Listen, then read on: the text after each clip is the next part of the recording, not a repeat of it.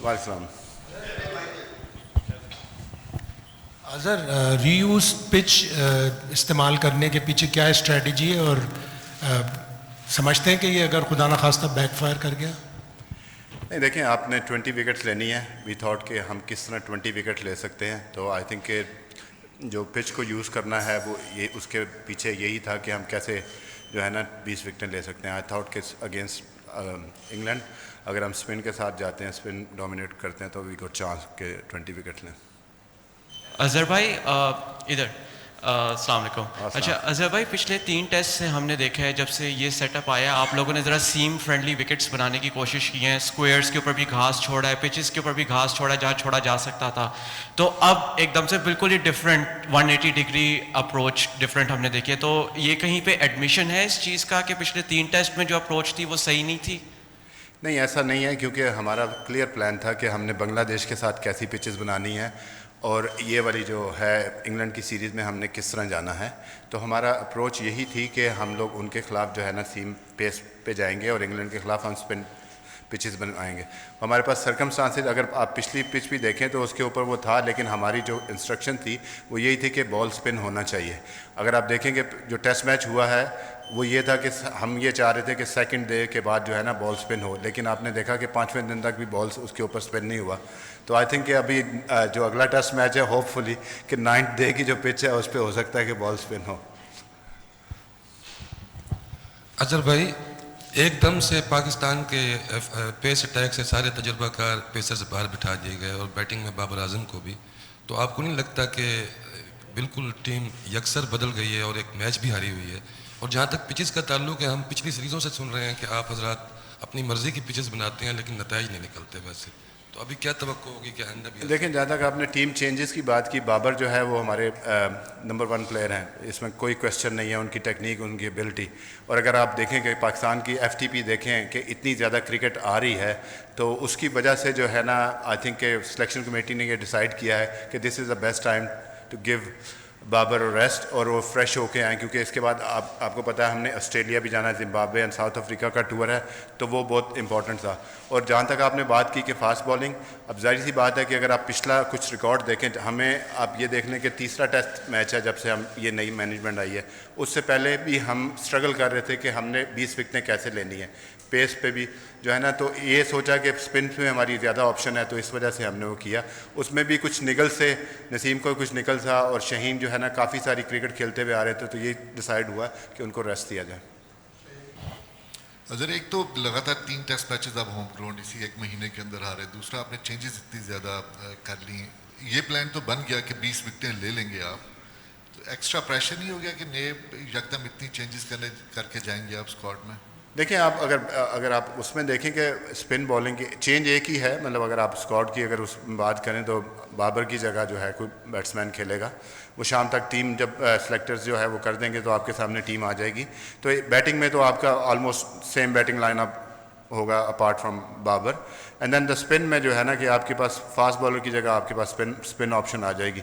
तो इसमें मेरा नहीं ख्याल कि हम कुछ ऐसी चीज़ चेंज कर रहे हैं कि जिससे कोई प्रॉब्लम हो। अज़हर, हमने देखा है कि बाबर आजम माजी में हमारे लिए पाकिस्तान के लिए बहुत सर्विसेज दे चुके हैं, तो अभी जब उनको हम आराम देने या ड्रॉप करने जा रहे थे, क्या उनसे कोच और कप्तान ने या सिलेक्शन कमेटी ने उनसे भी कोई मशावरत की थी या उनसे भी कोई बात की गई थी इस बारे में?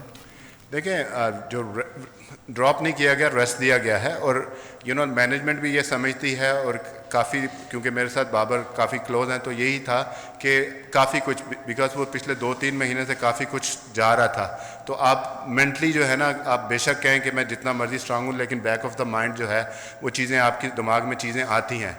Babar was willing to play, लेकिन वो यही था कि best benefit for Babar and for Pakistan team in the future, वो यही डिसीजन था कि अगर उनको रेस्ट दिया जाए, वो फ्रेशन अप हों, क्योंकि आगे क्रिकेट बहुत ज़्यादा है। इसके बाद जो है हम अप्रैल तक जो है ना मुसलसल क्रिकेट खेल रहे हैं, टूर आफ्टर टूर है, और यही वजह थी कि शहीन का भी यही था, क्योंकि वो उन्होंने इतनी ज़्यादा क्रिकेट खेली है, तो यही वजह थी कि ये डिसीजन लिया गया।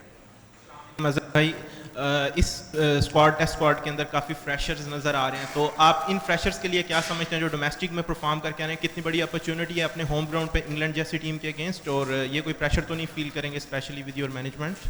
देखें ये सारे जितने भी प्लेयर हैं एक्सपीरियंस प्लेयर हैं, इसमें कोई ऐसा प्लेयर नहीं है कि आप ये बात करें कि कोई यंगस्टर है सिवाय मेहरान मुमताज़ के, बाकी सारे एक्सपीरियंस प्लेयर हैं और काफ़ी अरसे से फर्स्ट क्लास क्रिकेट खेल रहे हैं। तो आई थिंक कि मेरा नहीं ख्याल कि आई थिंक कि अगर आपको किसी को खिलाना है तो बेस्ट ऑप्शन होती है कि आप अपने घर में खिलाएं जिन पिचेस पे वो यूज टू होते हैं। तो आई डोंट थिंक कि ऐसा कोई प्रेशर होगा। अजहर भाई पहले टेस्ट में से पहले ये बातें हो रही थी कि मुल्तान का जो गर्म मौसम है वो पाकिस्तान टीम के लिए बेनिफिट होगा, लेकिन देखा ही गया कि उन्होंने तो 800 से भी ज़्यादा स्कोर किए हैं। तो अब तो मौसम में थोड़ी बेहतरी आई है, इस हवाले से क्या कहेंगे? देखिए आई थिंक कि मौसम डेफिनेटली, हम बात कर रहे थे कि इंग्लैंड की टीम जो है वो इंग्लैंड से आ रही है, वहाँ पे सर्दी है, बीनीस पहने हुए हैं और वो है, लेकिन आपको एक चीज़ का नज़र आएगा कि जब आप फिट होते हैं तो वो कंडीशन जो है ना वो ज़्यादा मैटर नहीं करती। कि अगर आप देखें कि जिस तरह मैं बात करूंगा जो रूट इतने एक्सपीरियंस प्लेयर हैं, जिस तरह वो उन्होंने इनिंग्स खेली और उसके बाद आके वो सिली पे खड़े हो गए, या 300 पे हैरी ब्रुक्स जो है ना वो डबल अपने उस तरह भाग रहा है, तो फिटनेस जो है ना वो उनकी फिटनेस बहुत बेहतर थी, तो उनको वेदर से वो कोई उन्होंने डिस्टर्ब नहीं हुआ उससे। Hi Azza, could I just ask about the decision to play on the same pitch, whose idea it was, and sort of what the effect will be on how it might play this week? Because like these guys asked me the question, like we left the grass, lot of grass on the pitches, and we want ball to turn. Okay, we felt like we can have the home advantage, and like we can use that pitch into our favor. Let's see, like we can find out, after this test match if it worked for us or not. Time will tell us, but that's the reason behind it. Sorry if you've been asked this. Have you settled on a team for tomorrow? Yes, almost, we know the coaches and the selection committee has discussed, and they are having a discussion. I think we were pretty sure who are the 10, and they will announce in the evening. So you will find the final 11 in the evening. Are the coaching staff and all the players supportive of the decisions that have been taken in terms of the squad that's been named? Yeah, absolutely, because it's important, like we can't say, oh, this is our decision. We as a PCB, like it's our decision, like a coaching staff or selection committee, we are part of one group, and this is our decision.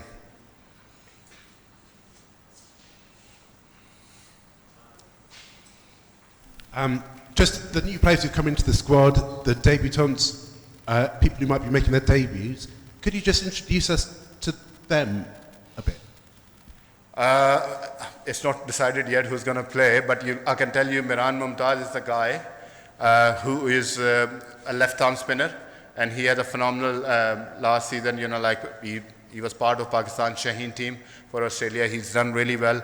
And the other guy, Kamran Ghulam, he came in. He had a wonderful first-class career, and he's been performing for Pakistan in domestic cricket for the last 3 years. So Kamran Ghulam is the one. I think he will come in. These changes to the squad, have they affected the atmosphere in the group? Now it's kind of a newer group, and some of the big players are out. No, if you see, before that this series, we only announced the team for one test match, and we knew we will have changes. It's not about the result, because after the third test match, we flying to Australia to play white ball cricket, and we knew it.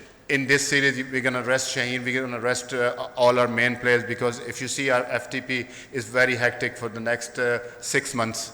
So we knew we're going to have the changes, depend on the pitches, and okay, what is best for us. Obviously, both teams batted 150 overs in the first innings last time.